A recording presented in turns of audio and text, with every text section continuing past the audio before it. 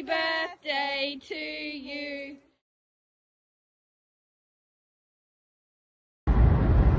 So it's very weird to record myself while I'm in a state of uncertainty, a state of nervousness, a state of deep, deep surrender. I am supposed to be hosting a retreat in about 6 hours, and we may not have access to the retreat space because of the wild weather. There is potential for the roads to be blocked, the causeway to be covered with water, which would actually stop us from entering the retreat space. So right now I am in the midst of prayer, because that's all I can do right now is pray that all of the efforts of the 6 women who have put in so much effort to get to this retreat, like I can't even convey how much effort everybody, including me, has put in on a physical level, on a spiritual level, on a psychological level. The amount of effort that everyone traveling to the retreat today, the effort that everyone has put in is phenomenal. And I can't possibly understand why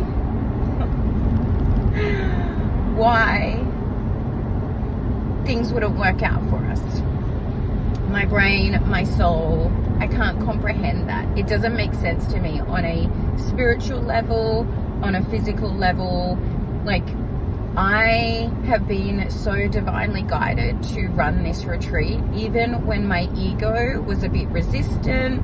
You know, this is my birthday weekend. I don't really want to feel stressed. Like it's, you know, it's not, I didn't choose to run this retreat for my ego. Like how do I explain this? I don't need to run this retreat for my business, for my ego. This was guided by something greater than me. And all I'm doing is really creating the space and wanting to come and share my gifts, what my genius zone is, wanting to share that with those who want to receive. That's all that I am doing. So I, at this point, can't comprehend how I have followed the signs. I have been divinely guided. I have been led by God, something higher. I've been fully supported as I have surrendered, as I have shed layers of fear, of ego, of, you know, worrying about how I might be perceived if it fails, like letting go of all of that. I have done all of that work in the lead up to this retreat. So many people have had to overcome fear, anxiety. They have had to find the warrior within them to get here. I can't fathom it not going ahead. It makes no sense to me. So at this point in time, I am just in deep prayer and deep surrender, and you know, shedding a few tears along the way as I release some of the tension and the stress that I'm carrying through this experience. But yeah, I trust that it's all going to go ahead. Every time I ask Spirit, every time I reach out for every time I reach out for a sign, everything says it's all going to work out. So my job is to deal with my own fear and anxiety, have deep trust and surrender that when something is divinely guided, it's meant to be, and to have trust that if for some reason I have been given a red herring and led up a garden path where this retreat is not going to run, well, not at the location that it was supposed to, I'm going to trust that I have the skills, the tools, the capability to figure something else out, right? And at the end of the day, that's what we have to trust in, is our own capacity. And if we don't have the capacity to both drop into our heart and drop into our head, to use our logic and our intellect, then of course we can't trust in ourselves. But when you cultivate those parts of you, you can fucking do anything. You can take the greatest risks. If you can trust and back yourself, then you can literally do anything. I'm fully fucking backing myself here. I'm backing everyone that has put in effort, and I am now handing this over to God to decide the fates of us and the fates of the rains. So we'll see. Okay, so current situation is the causeway to Birrell Creek is covered in water, and they are stuck in and we are essentially stuck out. So we are not making it to Evolve Sanctuary despite my prayers to get there, but my prayers have been answered in that we have an alternative.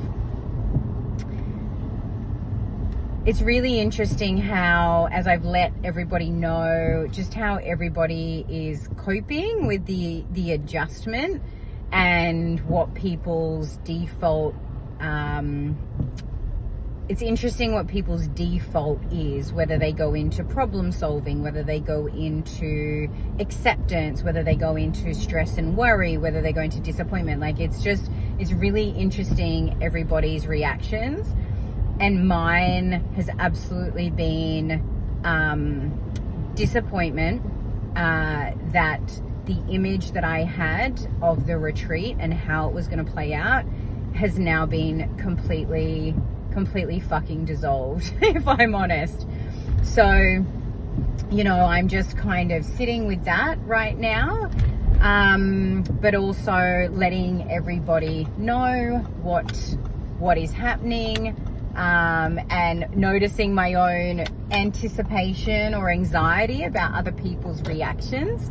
But also what it's showing me is just, one, how resilient I actually am and how much I can problem solve and come up with alternatives.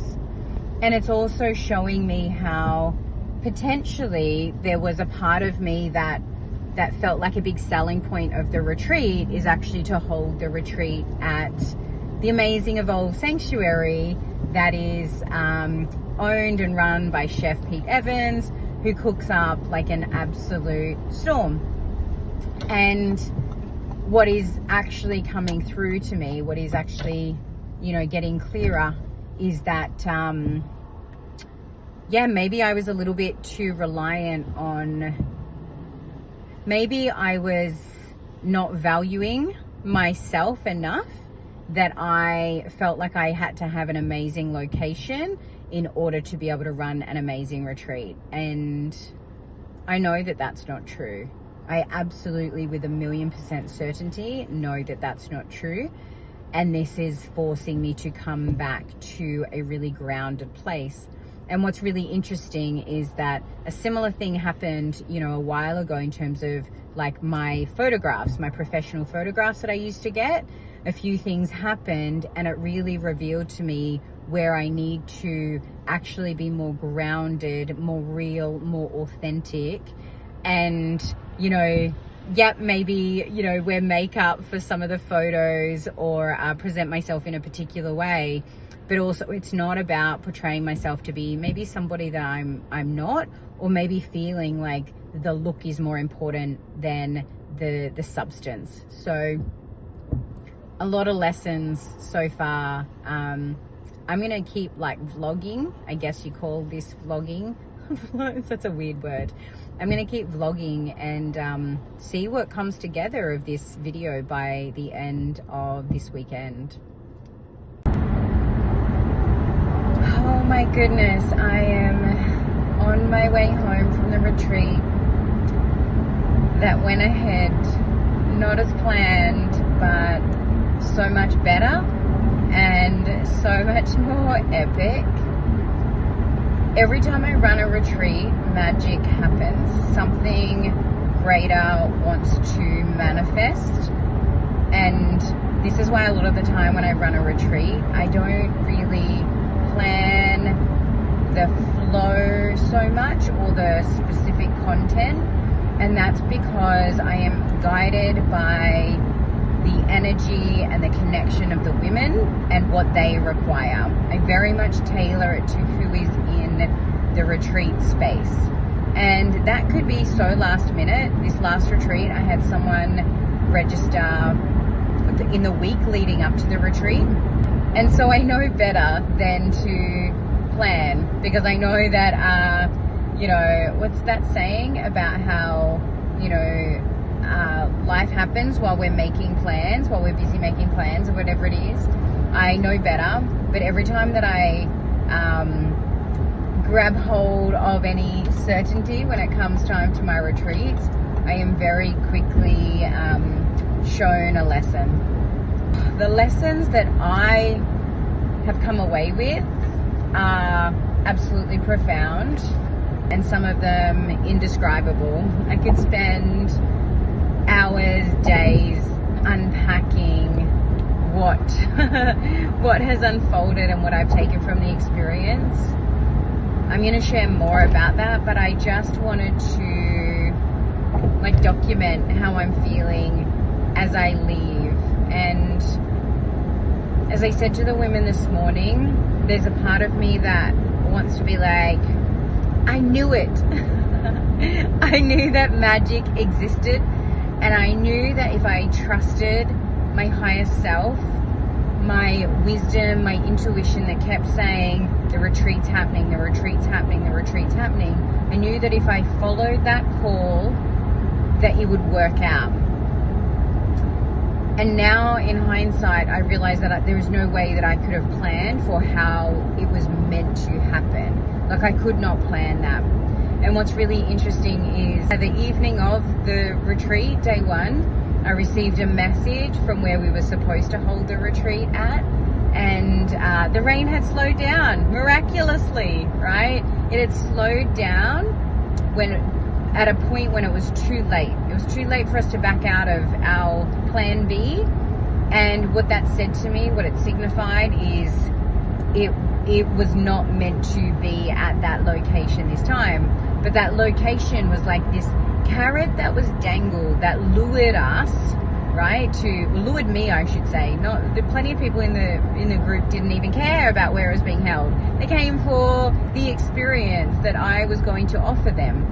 And so it was really me that was lured by that dangling carrot. And it was enough to make the retreat go ahead, which was meant to. So I'm going to share more when I have gathered my thoughts and when I can process what the actual F has just unfolded, because it was nothing short of miraculous. So here we are on the other side. I can't believe actually what just took place. It's pretty crazy to sit here and to watch back the videos that I've just shared with you guys as I was reflecting in real time, which is something that I don't often do. And it's something that I'm going to do more and more of, because I think that's where realness and authenticity really shines through. But what I also found is that as I was creating those videos, it was really helping me to conceptualize and to articulate how I was feeling, which was helping me to make more and more sense of it. So instead of having this jumble in my brain as I was in problem solving and trying not to get into the weeds around everything, as I was recording my thoughts, it really helped me to actually stay calm and grounded. So, side note, I would absolutely invite you to speak out loud when you have problems that emerge. It really helps to verbalize. And there's a saying that says, I know what I think as I hear myself speak. And that absolutely was the case and continues to be the case. So, side note. Anyway, so I just wanted to kind of wrap up this whirlwind adventure. So obviously I was set to run a retreat in Birrell Creek, which is in the hinterlands in northern New South Wales. I'd felt the call to go back to Evolve Sanctuary. That's where I ran the last retreat. And after I left there, I just felt this real nudge to go back. I have to be honest and say I didn't really have the energy to create a retreat, to market it, to kind of really like put something new together. Every retreat that I run is new. The content is new. The way that things are put together is new. And, you know, something about my retreats is that they really are a co-creation with the participants and what I am being guided to share with them. So they're very unpredictable in the best of circumstances, let alone when the venue falls out from underneath me. So after the retreat at Evolve Sanctuary in November, I came home and I just got a real nudge to go back. It was a really magical place and it felt like something was incomplete or unfinished. So I, went, okay, I'll hear the call, and off I went. And it was really interesting because something I shared with the women at the retreat was this idea of the hero or the heroine's journey. So someone called Joseph Campbell, talks about the hero's journey, which is essentially where, we get sick of the familiar, like the world as we know it no longer does it for us in basic terms. It's like, the mundane, the humdrum of life, the consistency becomes really boring, and we hear a call to step up, to seek more. And so that's what I've been feeling into for a very long time. And so the retreat was one of those things where I went, okay, this is a hero's journey. This is me like stretching myself to run another retreat in a short amount of time.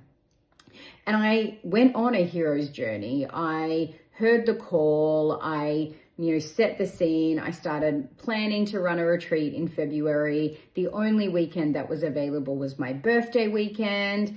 There was significant transits in the sky, astrologically taking place. It began on Friday the 13th, which from my lens is actually a good omen because Friday is Venus's day. So Friday the 13th is actually a really beautiful omen. We're going into the year of the fire horse, out of the snake year. There are all these signs and synchronicities that said, this is so perfect. Like, if you want to run a retreat around transformation, you couldn't actually plan it any better than this weekend. So I was like, okay.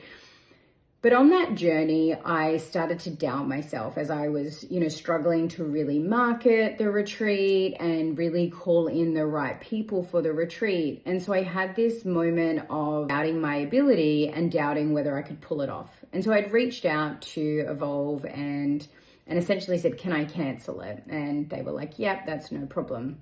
But I sat on it for a couple of days before I made like an official decision. And after I did a zip lining activity that just shook me to my core and essentially shook the fear out of my body, I kind of like woke up to myself and I was like, what are you thinking? Like, this is not who you are. You do not let fear overcome you. If the retreat's not going to work out, let it be because people don't want to come to it rather than you taking it away and taking away that opportunity. Like that's just not who you are. It's not who you want to be. So off we went again. And what was so interesting is that when I made that decision to persevere with the retreat, within an hour and a half, I had someone sign up for the retreat. It was like this sign from God, from the universe, from the creator, whatever you want to call the all that is. It was this encouragement that said, yes, you are on the right path, just as had happened so many times prior to that. I could give you so many examples of where, I'm constantly given reassurance that I'm on the right path. And undoubtedly, so are you. It's just that sometimes we don't understand the language of the universe, or we're not looking out for it. So we don't make these links and connections. So I kind of went on this really profound journey of just having my own back. And so then the retreat just kept filling up and it was so beautiful. And, I felt someone was going to drop in right before the retreat took place, which they did. And leading into the retreat, it was amazing. I was like, great, I'm so excited. The content had been channeling through me. I had various ideas of, where we were going to go to with this transformational weekend, what also needed to be shed so that we could step into that fire horse energy, ready to be the fullest expression of ourselves. So you can imagine my dismay when the week of the retreat, I start getting text messages from the owner, from Pete, saying, hey, we're expecting some rain. What do you want to do? Do you want to cancel? Do you want to reschedule? And I was just like, no, it's happening that weekend. It's okay. Like, it'll be okay. And the rain's okay. I love rain. And the messages kept coming on the daily, just checking in. Here's where the water levels are at. And all of my signs, all of my internal guidance kept saying, go ahead, go ahead, go ahead. So then I'm on my way. It's Friday, the day of the retreat, and I'm on my way to the retreat space. 2 people had flown in from WA. Someone was about to fly in from Sydney. Someone had driven down from, northern Queensland. People had driven up from New South Wales. Like, I had people coming in from everywhere to come to this place. And while I was in the car, I'm getting videos of the water rising and realizing that the chances of us making it there before the water overtook the roads was slim to none. I feel really emotional. Think about it now, because it was a real crisis of faith for me. I had a moment in the car, and it was different to the fear that I'd had to overcome in the lead up to the retreat, like that self-doubt. This was more like a crisis of faith and questioning, have I put my trust and faith in the wrong thing? The wrong thing being both myself and God. So like, a little bit of pressure there, right? Little bit of pressure on my own intuition, my own trust and knowing, and on the Creator. And so as I sat in the car and I, verbalized, as I said at the beginning of this video, I just kept verbalizing out loud, going through the processes that my mentors, my spiritual teachers have talked about. And I kind of went through what I know creates alchemy. So I started to acknowledge how I was feeling. I started speaking out loud, and I started, making a prayer to the Creator. And my spiritual teacher calls it the prayer of the poor. And it's when you are in such need and you're at that point where you really can't do anything else, and you're literally asking for a miracle.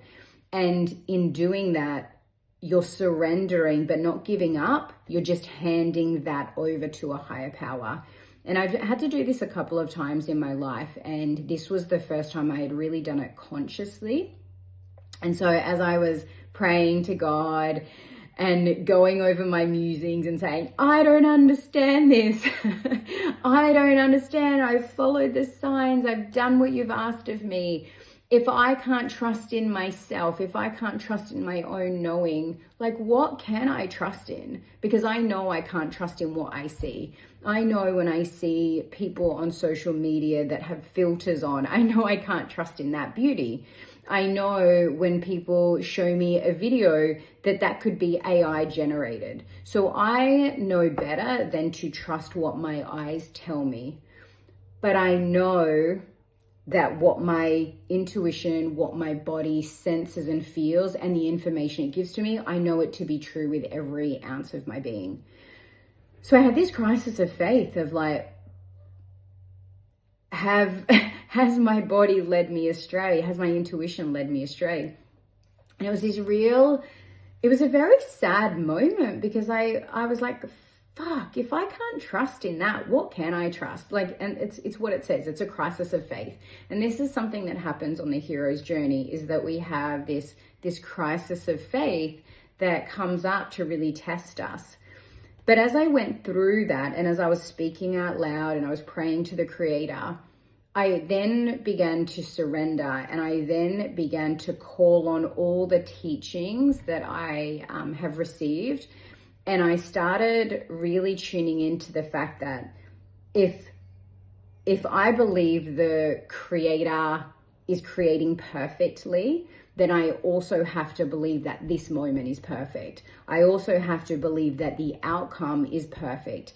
Even if it meant we were all stranded at the airport trying to figure out what we were going to do, and I looked very unprofessional and like I had failed everybody, right? If that was what was meant to happen, I had to trust and believe that that's how it was supposed to play out. I had to let go of my ego and, as I say, put it over or hand it over to the Creator.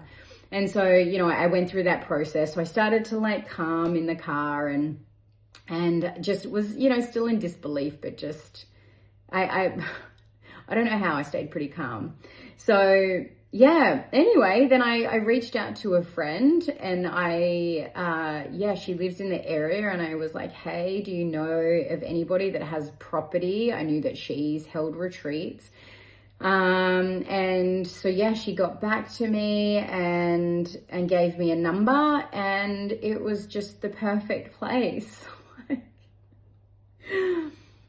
I laugh because it just seems so simple now.